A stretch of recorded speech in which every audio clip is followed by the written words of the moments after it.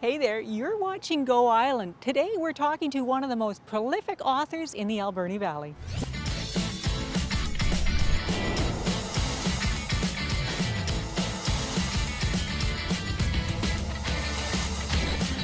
Aaron Vissia Financial Go Island is brought to you by Aaron Vissia Financial. Well, hello there, you are watching Go Island.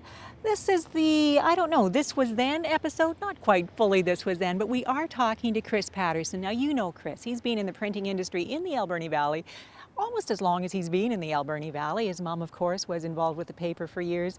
Kris even wrote copy at times, and I think he even did some voiceover ads. He also became a writer. And you'll know him from these books. This Was Then, Volume 1 or 2, available at Quality Foods. They've been out for a while. One of the Alberni Valley's best sellers.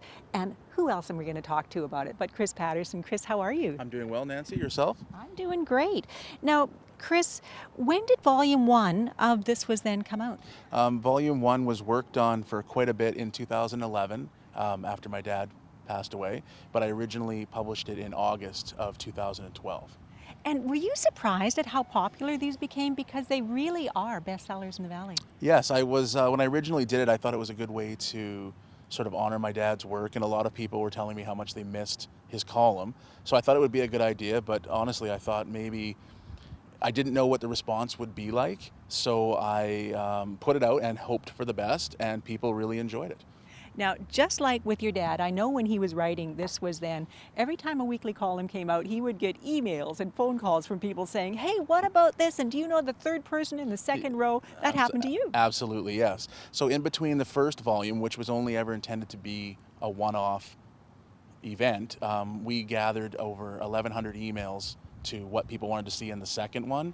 So the demand basically led to a second. 1,100 emails. Oh my goodness, Kris. I think I'm busy when I come back after a long weekend. Yeah. That must have been work to go through them all. Absolutely, but it was quite an enjoyable experience because it really rewarded me and showed me that people did still like the column and really missed his work. Absolutely. What a wonderful way to honor your dad, who was so well loved. His column was well loved.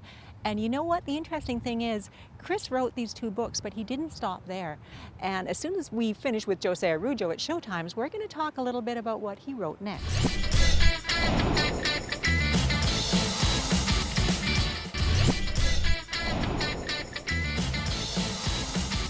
Well, welcome back. You are still watching Go Island. We're still out here in the sunshine talking with Kris Patterson about his developing writing career, because he kept on writing after the first two volumes of This Was Then. And he wrote about his daughter, Ella, with a book called I Will Always Love You, Ella. And Kris, this was something that was kind of a working through that you might not have written if you hadn't have written the This Was Then books. Absolutely. It was this is actually the second book I published, and I don't think I could have done it without the experience and knowledge that I got from the first one. And I thought this one was, I called it I Will Always Love You, Ella, because she passed away when she was only 3 days old, and I wanted to sort of chronicle how important some of the lessons I learned from her life. And I was going through my own grieving process, and I found that there wasn't a lot of stuff from a father's point of view. So I thought that traditionally we're not really allowed to actually say we're hurting, and I thought if I perhaps put that out there to say it's okay to ask for help, then it might really help somebody, which it seems to have so far. So what a beautiful sentiment. And talk about writing through grief. This must have been very transformative for you, all three books. Absolutely. It was certainly the hardest one I had to do, because I wrote it 8 years after the events that happened, and I had sort of had to reprocess some stuff that I had buried that was pretty emotional. So to get that out was pretty tiring and draining, actually. But I'm glad that I've been able to work through it to produce something of hopefully a value. And I know it has helped a lot of people. Where is it available?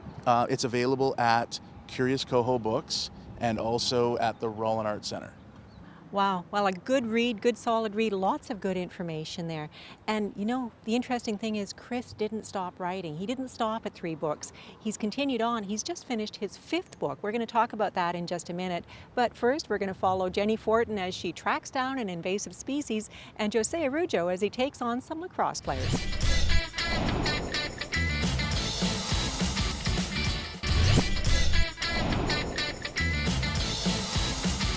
Well, hello again. You are still watching Go Island. We are still talking to published author Kris Patterson about his fourth and fifth books, and that's actually what prompted this today.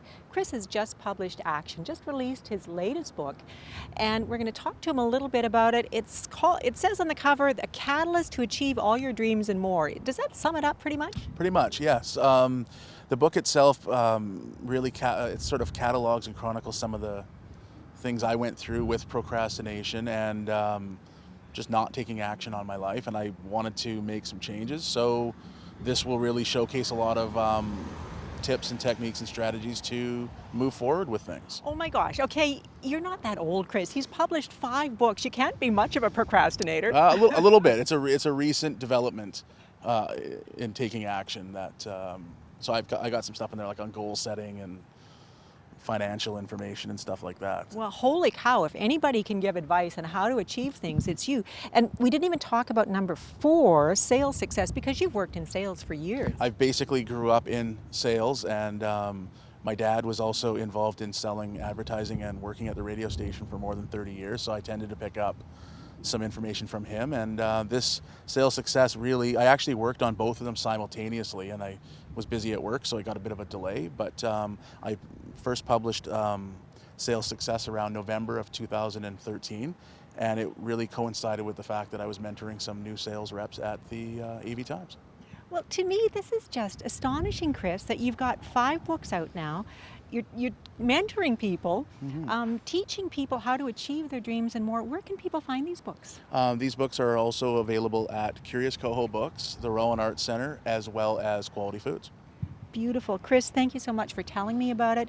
I got to admit, I'm a procrastinator. A lot of people who know me might be surprised at that, but I've got a whole pile of things not done yet. So Kris, thank you for telling me about it. Thank you very much, Nancy. We're almost at the end of our show, but before I say goodbye, we got a couple more stories for you.